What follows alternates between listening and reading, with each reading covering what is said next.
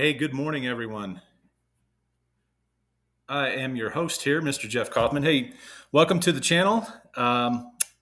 First of all, guys, I want to throw this out there because I'm in the middle of nowhere, Arizona right now. Hopefully, everyone can hear me. If you can hear me, give me a thumbs up. Hey, good morning, Miguel. Miguel, give me a thumbs up if you can hear me. I'm kind of testing things out here. So this thing is running off of this stream is running off of the that Starlink from Tesla, that whole go. Okay, good to go. Thanks, Miguel. So yeah, this is running off of Starlink. This is Elon Musk's um, internet service. It's really been fantastic, but I have never tested it on live streaming. So in fact, when I first started this thing it shut off on me unexpectedly. So if I start to cut out, I would really appreciate it if you can just let me know, like through the chat or whatever. But hopefully this thing's working okay. Let me real quick change around. There we go. Okay, guys. So first of all, welcome. Last week, I had an unexpected event happen pretty quickly. It kind of developed overnight. I had someone who was looking to place some money, so I kind of had to make a quick decision and go talk to a private money lender, and was able to secure some more funds for the deals we do. So it worked out, but unfortunately, it wasn't able to get on here. Last week. So okay, so I actually have an appointment here at 10 a.m. Down in Sedona, Jerome, Arizona. So I'm going to go ahead and I'm going to jump into this thing, and we're going to kind of play off the last one I did. I know it wasn't last week; it was the week before. We talked about the parties to a land trust, or really the parties to any trust. Really can apply to any trust, but we talked about the trustee, the beneficiaries, all of those good things. So what we're going to do this week is we're going to build on that a little bit, and we're going to talk a little bit more about trusts and land trusts specifically, and we're going to dive a little bit deeper into those. And so let's go ahead. I always have my notes handy, so I will click back and forth. I have the chat going here. In fact, I'm going to go ahead and overlay the chat. And also let me get rid of that. Okay. All right. So we got the chat overlaid here. If I start cutting out, please let me know. It's so. All right. So what are we going to talk about? We're going to talk about the benefits of using land trusts to buy real estate. Okay. So there are tons and tons of benefits. We use land trusts for just about every deal that we do. I mean, they are incredibly flexible. They provide liability protection, all kinds of good stuff. And so I'm just going to kind of go through some of the pros and cons. And hopefully by the end of this video, I will have convinced you that land trusts are the way to go. They really are. They're fantastic. There's some situations where you're not going to use them.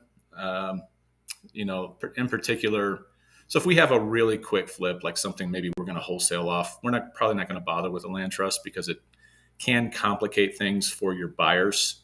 And if you're in an area that doesn't necessarily, or you're dealing with a title company, maybe you don't have a good connection with an investor-friendly title company. A lot of times these folks will get, it's just like using a trust will blow their mind. So it can be a little bit of a hard sell. So if we're doing a quick flip, something like we're wholesaling something off, we're generally probably just going to use our LLC to do that. Okay.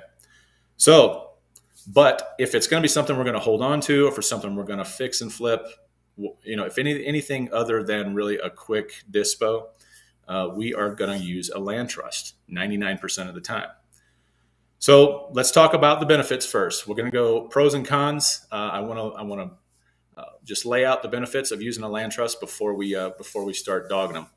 Quite honestly, the list is the cons of using a land trust. The list is very, very short.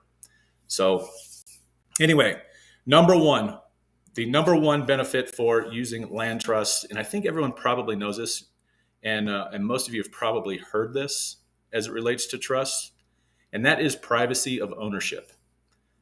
And it's kind of a really vague, really kind of vanilla term, but ownership, privacy of ownership, what does that really mean?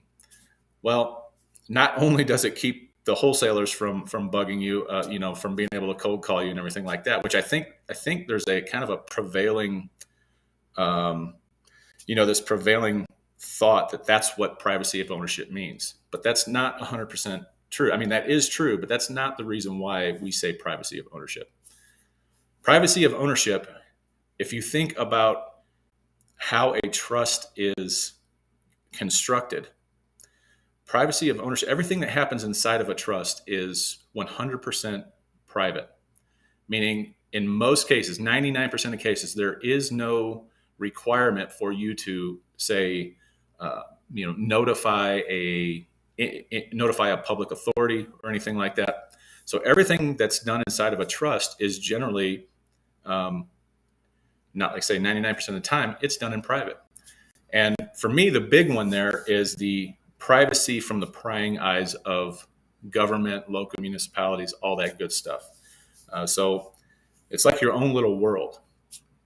And so that's kind of what we mean by privacy of ownership, is everything inside the trust, anything that you do inside that trust is private. All right. So, and by the way, we are talking about, I don't want to misconstrue. Like I said last time, there are only 6 states that have land trust statutes. You can use land trusts in any state. There are only 6 states with statutes on the books that you can actually operate a land trust out of. So generally what we do is we just create a revocable trust that is structured very, very much like a land trust.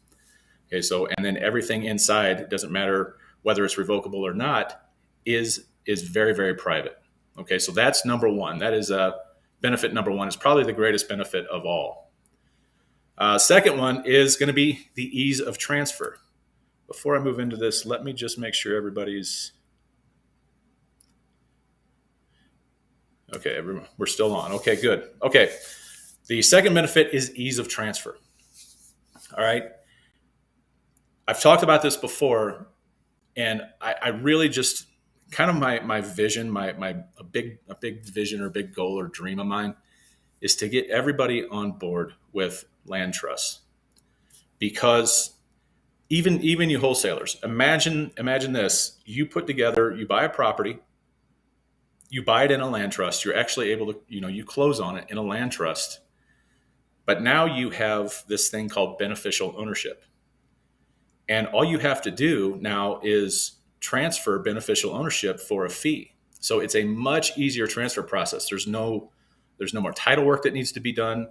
You can have an insurance policy in place, and it's just so easy. It's literally just a piece of paper. I print it off on my computer and on my printer, and it costs me however much a piece of paper and a little bit of toner cost me. That's how much it cost me to assign beneficial ownership. It's super, super easy. So ease of transfer is number 2. All right. Yep, that's right. We got 6 states with land trust laws. There you go. Okay, and kind of to expand on that a little bit, just to take the confusion out of it, you can create land trusts, but you have to pick one of those 6 states that land trust, that your land trust will, the law will comply out of. Meaning, so if I'm going to do a land trust on a property, I'm going to transfer a property in Missouri into a land trust. In that land trust, I would say that this land trust complies with the laws of the state of Illinois or Florida, right? So you can operate the land trust out of any state, but you must comply with the laws. You got to pick from one of those 6 states. And really, probably the best one of those, I would say, is probably Florida. If you're going to do that, if you're going to actually create a land trust, a true land trust, Florida is probably one of the better states to operate out of. Illinois is a very common one as well. Honestly, I've never operated one out of anything other than Illinois and Florida. So you'd have to go in and kind of look at the pros and cons if you want to go that route. We don't even go that route. We just create a revocable trust that that we have set up remarkably like a land trust would be set up. Okay. All right. So ease of transfer. We've got privacy of ownership, number one, ease of transfer, number two. Privacy of transfer. Number three, privacy of transfer. So when you assign beneficial ownership, this information is not public. Typically, it's not public 99% of the time. So why would this be important? Why would this be important? Number one for me. So I'm just going to I'll just give you an example. If I transfer beneficial ownership to my buyer, and I've done this many, many times. And I won't get into the specifics of the type of deal because there are different criteria for transferring beneficial ownership. But just know that when I transfer that beneficial ownership to someone else, since we have this privacy, all the privacy built into a trust, what does that for me? What that means is that's not going to trigger what? An assessment, a reassessment of that property. And so what it allows for me to do is to transfer ownership or beneficial ownership without the government going in or the municipality or the county going in and reassessing the value of that property. And ultimately, possibly increasing taxes or increasing the value of that property. All right. So if we can transfer this beneficial ownership inside the trust, it's going to keep it out of the prying eyes of the county, and the county is no longer, they're going to have no idea really, they're not going to be prompted to reassess the value of that property is what I'm trying to say. So I hope that makes sense. If anybody has a question about that, let me know. All right. This would be number four. Number four is, believe it or not, a lot of people talk about trust not offering any kind of, when they think of trust, they only think that trusts provide anonymity, but they also kind of built in that anonymity, and in that anonymity is this liability protection. Because if you think about it, if the beneficial owners of a trust are not known, if they're not made public, it's going to be it's going to be really hard to find out who the beneficial owners are, in case there is some kind of lawsuit. So really an attorney, if somebody hires an attorney to sue the owner of a property that is in a trust, the attorney is going to have a real tough time finding those assets. Okay. So it's really just another legal hurdle is what it is. And it does offer you a little bit of liability protection. And to kind of go back to the statement here, you may want the land trust to be managed by an LLC to get the protection measures of an LLC. This is where this comes into play. So if an attorney, if by chance a land trust is pierced and it is sued, many times it depends on how the land trust is actually written, how the agreement's written. But in most cases, 99% of cases, if there's a slip and fall, let's say, on the property, and an attorney's trying to sue somebody, they're going to go after the beneficial owner. Okay, so the beneficial owner should never be yourself individually. It should be either one of two things. It can either be another trust, which is something that we do as well, or most of the time it's going to be an LLC. It's going to be your LLC. And then your LLC is going to be the one that, you have the insurance policy, all of that good stuff. Your LLC is going to be your asset, is going to be your protection. Okay.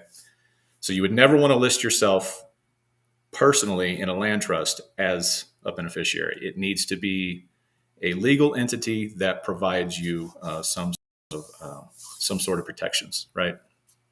Okay. So that is the liability protection aspect.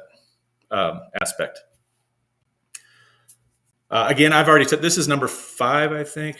1, 2, 3, 4. Yeah, this would be benefit number 5. I've kind of already touched on this, so maybe I won't count this one, but this can be used in any states. in any state of the country. All right. So you can use it in Alaska, anywhere you want to. All right. I'm going to kind of skip over that one. It's a little bit redundant. Here's a big one. Number 6. This is a big one that it's a little misunderstood, but by placing a property into a trust, it can help to avoid the due on sale clause. I think anytime anybody gets into, particularly when we're talking about subject to, or maybe you're seller financing a property where you're doing it on a mortgage rep and your buyer is actually building equity. Any of that activity would actually trigger the due on sale clause, right? So, but one of the benefits to putting these assets into a trust is that, again, this really all falls under the privacy, kind of the privacy aspect of this. No one really knows. First of all, any owner of a property can transfer that property into a trust without tripping the due on sale clause. That's in the Garn-St. Germain Act of 1982. It's how that trust is operated and what type of trust that is that would prevent a lender from invoking the due on sale clause. So number 1, it has to be an inter vivos or a living trust. That is first and foremost. It's got to be a living trust. This is why we prefer to use revocable trusts. Now, a land trust is also would be considered inter vivos, but it's a little, using a straight revocable trust, it kind of gives this impression. It's more like in the eyes of the lender, it would be far more common for someone to transfer an asset into a revocable trust than it would be a land trust. So it's kind of, admittedly, it's a little bit of smoke and mirrors. There's nothing illegal about it. It's just, you are not drawing any more attention to this transaction than you need to. So, avoiding the due on sale clause, honestly, if you keep making those payments, as long as that asset remains in the performing column, you're probably going to be okay. But this does not hurt, having this property transferred into a trust and preventing the due on sale clause. Okay, let me make sure we've got. Let me look at some questions here. Okay, when acquiring via Sub2, who are the beneficiaries and what is their percentage? Honestly, that is entirely up to you. So for me, if I'm going to do a JV deal, I may keep a certain percentage of that beneficial ownership. So it's entirely up to you. I think I went over this maybe last week. I think I went over this. I'm sorry, week before last, because I missed last week. So I have kind of these hybrid deals are a little bit, they're kind of tight. Honestly, the numbers are kind of tight. So, and this is really the only time I would use these, but so I would offer 80% beneficial ownership to a rehabber or flipper. And I would sell that to them for very little upfront, because remember, this is a tight deal. So I would sell them 80% of that beneficial ownership. That could very well be 60. It could be anything that I want it to be. And so my LLC would hold 20% beneficial ownership in this case and give them 80%. So now when they flip that property, they sell that property, I get to, sorry guys, we got the dryer going here. I would, when that property is sold, I'm going to retain 20, I'm going to earn 20% of whatever the net profits are on that deal. So there's nothing set in stone about, and you know what? You may be actually talking about the, which I'm not going to get into. That's a huge, long explanation. But you might be touching on the point that Garn-St. Germain, to be fully compliant with Garn-St. Germain, the original borrower would need to be listed as a beneficiary. So it's whatever percentage. They don't define what percentage they need to be. So I don't know if that's what you're touching on, but that's kind of a different topic. Or it's not a different topic. It's just that would require me to bust out Garn-St. Germain and actually go through these 9 different exceptions in Garn-St. Germain. And we're just not going to have time for that today. So, all right. So I think this is number 8. Number 8, and I touched on this as well. It keeps your sales price secret. Right. So if initially, if you're buying this from an individual and you're putting it into a trust, that sales price is going to be known. That's going to be public record. But anything that happens, anything else, if you're transferring beneficial ownership, that is never recorded. Therefore, no one's going to know the sales price. No, it's just going to be totally, totally private. Right. Not going to dig. We kind of talked about that one already. Here's a big one. This is something that a lot of folks don't recognize either. Is placing a property into a trust or land trust can help prevent liens being attached to the property.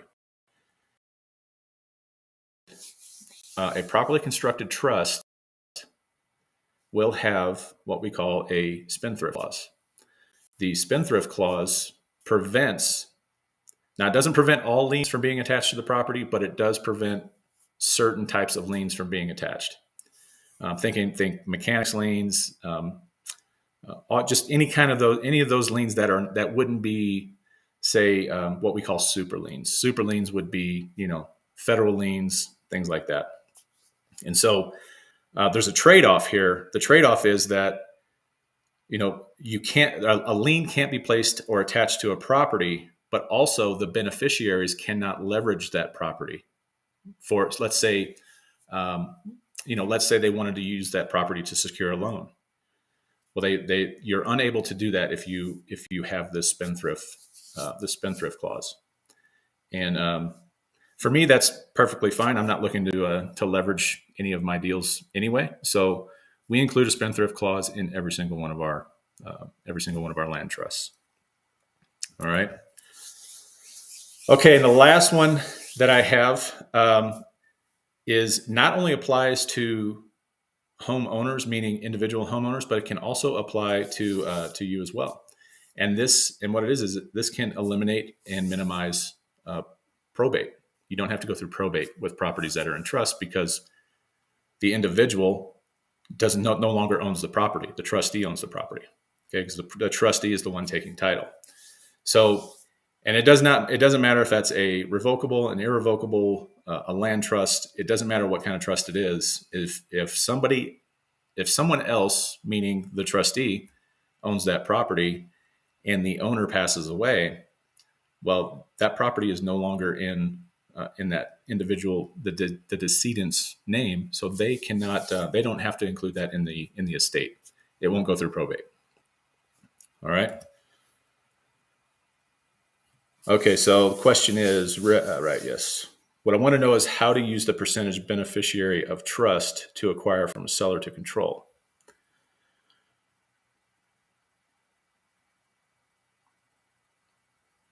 Okay, let me see. I'm trying to wrap my head around this. What I want to know is to use the percentage beneficiary of trust to acquire from a seller to control. Okay, and also when selling to a buyer. Okay, so it's not even about control. This isn't an LLC. So usually in an LLC, if you have a percentage of ownership in an LLC, and the majority of the time that percentage of an LLC is the controlling interest. They have the controlling interest. This is not the same. We're talking about ownership. And so the way that what you're asking, the way that would be managed is that would have to be laid out in the trust, in the agreement. Okay, so it's not like a corporation or an LLC where you have a controlling interest. You can have it. This is another reason why I love trusts so much. They're so flexible.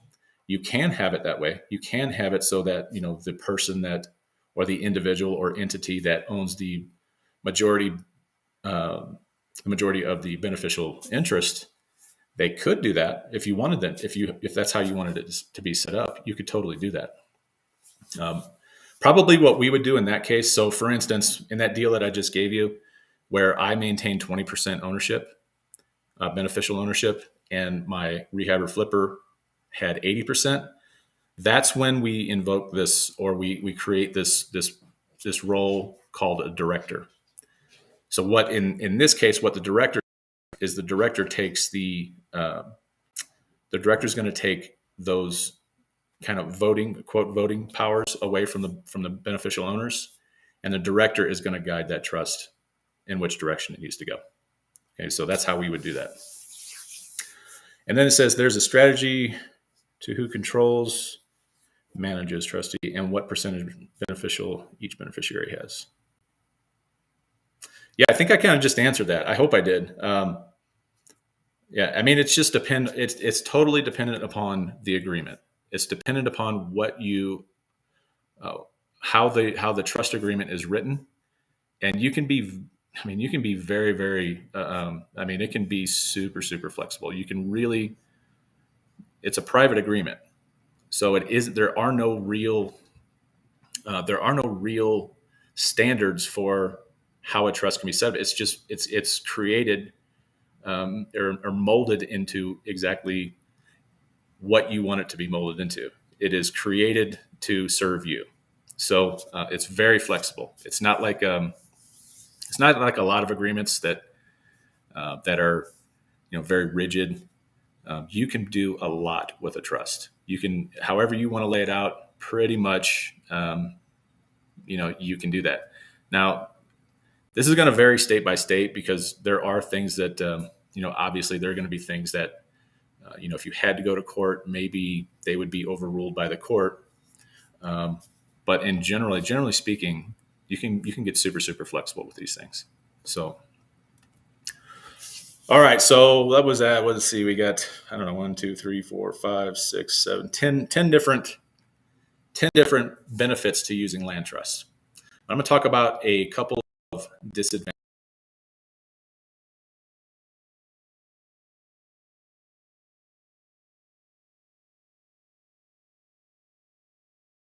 And these are really hard to come up with, because they're really, maybe other than some of the complexity in understanding how trusts actually work, maybe that I should have included that in this as a bullet point. So that maybe that would be number one. Number one would be, people just don't use these very often. They don't understand how they work, and so that's probably the number one hurdle with using land trusts. But once you have it down, and once you have it, kind of tucked away in your, once you understand the roles, that's why I went over the roles on the last call. Once you have that figured out, this becomes super simple, and it actually simplifies your life. You have just a tiny bit more work up front, but generally speaking, once you understand how this works, it will simplify your life like tenfold. I mean, it's awesome. So, but I only listed two bullet points here. And so one of those bullet points as a disadvantage would be obtaining financing. You can get financing if a property that you're trying to refi or whatever, or maybe you're trying to get a line of credit against it, you can get financing if the property is in a trust. It can be done. It's just not many lenders are going to understand this. Okay, so you're going to be like all of your cookie cutter kind of strip mall lenders. None of them are going to understand how to do this. So what they're going to do is they're going to require you to transfer that property out of the trust first. Then they will fund it. They will refi it, and then you can turn around and place it back into the trust. It's not a huge deal. It's just a couple extra dollars for recording fees and stuff like that. But it's not that big of a deal. But I guess really the only reason I bring this up is because I don't want you to get discouraged about going out. You have a property in a trust, and you want to use it for a HELOC, or you want to use it for some other line of credit. It's going to be a little bit tougher to do unless you're working with a lender that actually understands it. Okay. All right. Number two, like I said, I only have really two other bullet points here. One was the obtaining financing. The other one is a lot of folks think that putting a property into a trust is going to protect them from a lawsuit, and that is not true. A trust is easily. You think of a trust as almost as a straw man type. So anybody can file a claim against a trust. They can sue a trust, and and the trust would, ultimately the assets inside that trust would be subject to that lawsuit. So it does not protect you from being sued. Okay. And like we talked before, the beneficiaries, if there's a slip and fall on your property and somebody wants to, and that, that person, the plaintiff, I suppose is what I want to say, the person suing that trust can sue the beneficial owner. Okay. But if that beneficial owner, like I said before, is set up correctly and it's an LLC where you have limited liability, that would be the way to go. The cool thing about this is generally speaking, when somebody sues a trust, the only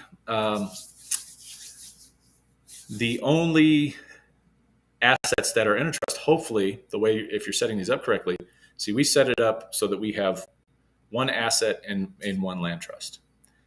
So generally speaking, that asset is what would be subject to that lawsuit, unless there's personal liability, like I say, and then they can go after the beneficiaries. But if somebody is suing a trust, only that asset would be subject to seizure or to liquidation.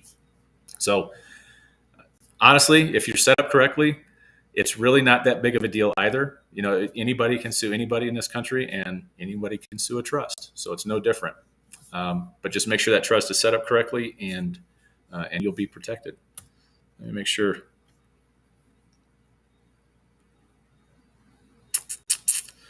Looks like I was having a few issues here. Let's make sure that can everyone still hear me? I am cutting in and out. Sorry about that. Are we good? If we're good, give me a thumbs up. If there's anything I need to repeat, let me know. Type it in the chat there.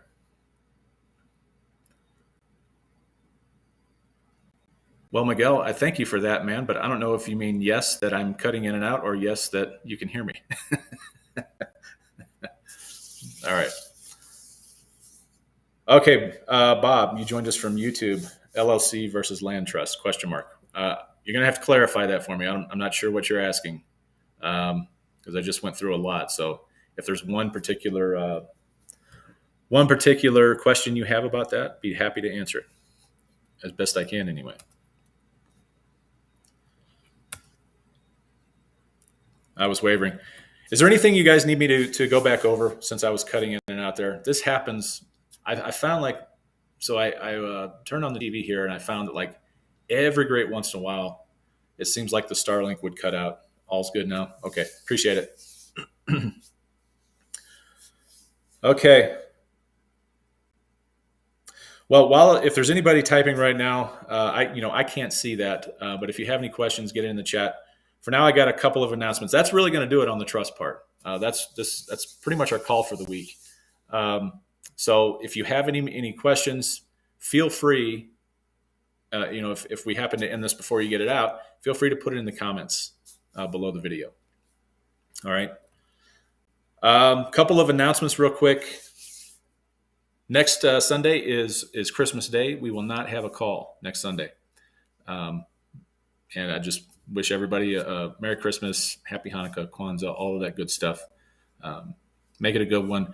But we will have a call on January 1st. That is New Year's Day. That is the following Sunday.